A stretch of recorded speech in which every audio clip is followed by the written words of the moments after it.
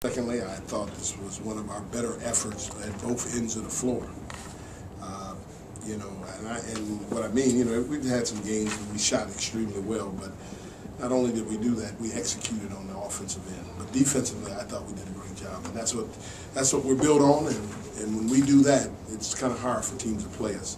And I wouldn't look down on them because I think they're playing good basketball.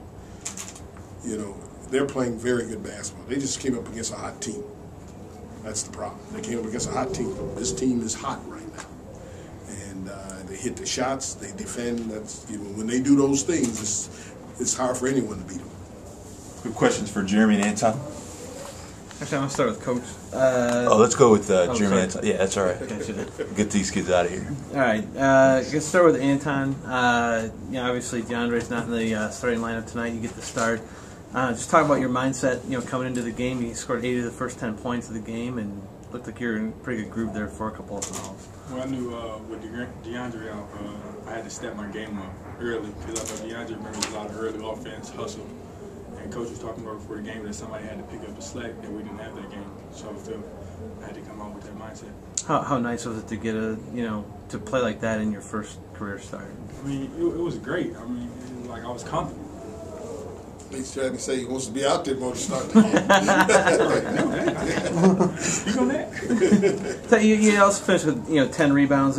Touch on what Coach was saying with the defensive effort as well. I mean, you guys really did a good job in their leading scorer, Talton. He gets 1 point, stuff like that. I mean, just talk about the defensive effort out there. Well, that's something we key on when we come out of the locker room.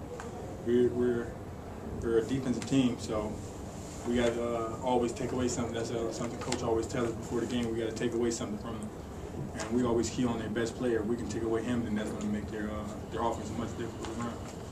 Jeremy, obviously not the best first half for you, and you spent most of it on the bench there. But then, did that kind of fire you up for the second half? No question.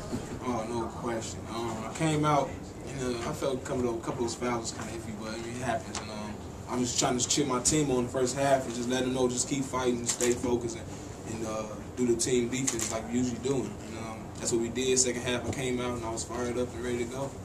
And trying to go hard as I can second half. Came out with the results. This is the last time to play in front of your hometown here. I mean, you've had quite a career, obviously, and I think the last time I talked to you was like when you were a freshman.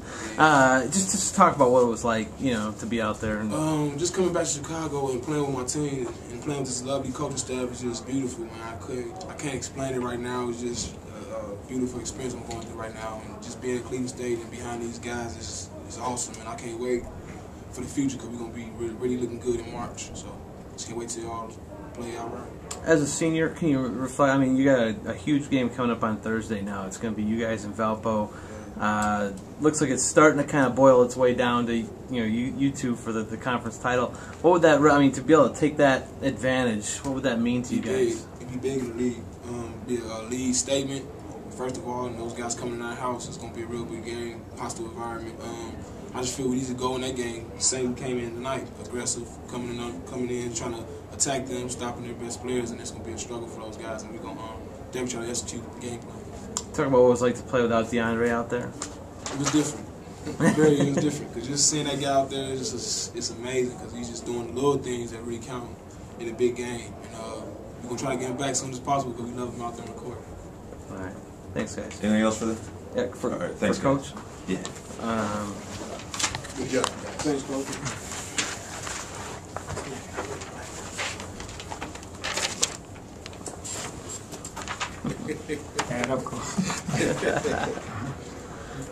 I think we'll talk. It's going to be basically the same stuff here, but basically, I guess we'll start with the defensive effort there especially on Talton. I mean, I think he scores 1 point. That's pretty impressive. Well, that's where we're very, very good at is guarding the guards. Okay. We do a good job there. And literally, I'm going to be honest with you, we were missing our best guard defender in DeAndre Brown. But our guys, I thought, took on the challenge. We talked hard about it. And one of the things that occurred was we were at somewhat of a disadvantage. We lose DeAndre, plus we only have 1 day to prepare for them as opposed to them getting 2 days to prepare for us. And so we didn't get to rest. So all I did was just have those guys focus on people, and we didn't do a whole lot after that. Closeouts are important against this team. How would you evaluate your performance in I that thought we did a area? fabulous job. But you know what? Closeouts only occur when you put time and effort in at practice doing it. I mean, you got to make that a part of who you are. And two of the things we do that most people probably don't put half as much time. We do every day 15, 20 minutes where we close out and contest, because we want to make sure every shot is taken, there's a hand in their face. You think that DeAndre has a shot to play Thursday, or I mean, I would hope so. I would hope so. If he can't, then we'll have to. It'll be another week to get him right. But we need him down the stretch. We definitely need him down the stretch. Last year, we came into the month of February with 1 game lead, and we went 4-4 in February, and I thought that hurt our chances to go to the NCAA. I mean, when you win 27 games, don't go to NCAA. There's something wrong. Right. But when I look at this and I seen that our last 8 games were 4-4, I couldn't complain. I really couldn't complain. So this stretch is a key factor for us. Along those same lines, talk about this weekend for you, how big that's going to be. I mean, you got obviously the one on Thursday, but then you also got Butler coming up too. You can't get any rest because you got Butler coming the next day. Now, it's a big weekend for us. If we can go 2-0 at home, which we have to work at that, because your home court is what you have to control. Yep. And if we can do that, I think it'll give us a big boost in this conference. What would it be like to be able to host the Horizon League? That's been our goal this year. Yeah. We started this year. That was our goal. Because last year we lost it at the end. Mm-hmm. We lost that when Milwaukee came to our house and beat us. We win the game, we host the tournament, and we blew it, and I couldn't complain. We had every chance. You couldn't complain. You had the hats go off to them, but we can't let hats go off anymore. we got to go after this thing. This will be the first time, right? First time. Okay.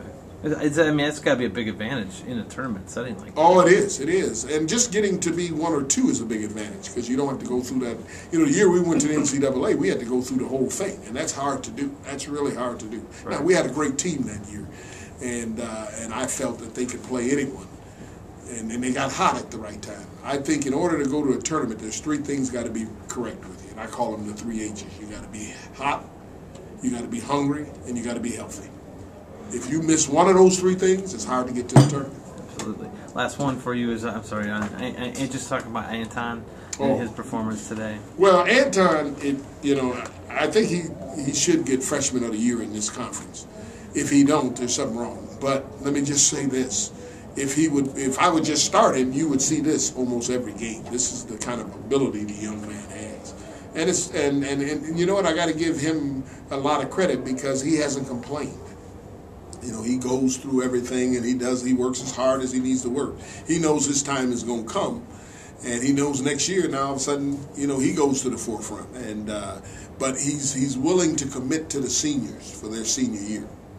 And, and that's vital, because last year I thought our guys, the juniors, committed to Norris Cole. Right. And now you see where's Norris at, And now the younger kids are committing to our upperclassmen. The thing I will say I'm very positive of is our freshman class. That's a very good freshman class. In my estimation, it's as good as anyone in the country.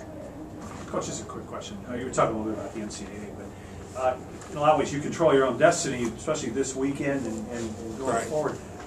You like that position and what you guys think of? Yeah, I like it. Now, we got to go to 2 places, which are going to be very difficult, Green Bay and Milwaukee. And then we got that last week of the tournament, we really gotta play, because we play Tuesday, Thursday, Saturday, and we're on the road at Green Bay. We come home to Detroit, and then we play Wright State. So it's gonna all boil down to that last week. I don't think this week will say everything's over. Right. We still got to take care of business, and if we don't, we're going to be looking like we looked last year, frustrated. Anything else for Coach? Thank you. Thanks, Thanks, guys. Thanks, Coach. Good luck.